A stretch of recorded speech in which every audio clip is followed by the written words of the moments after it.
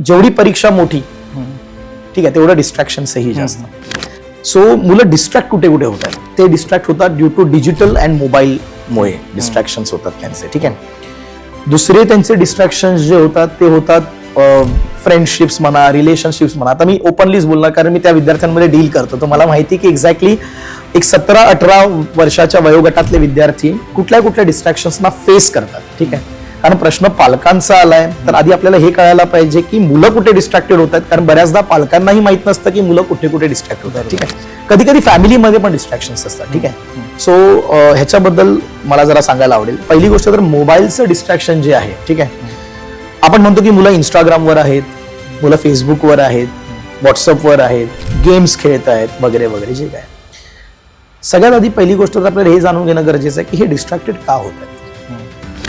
काहीतरी कमतरता आहे जी भरून काढायचा ते प्रयत्न करतात. डिस्ट्रॅक्शन ही पण एक चॉईस आहे.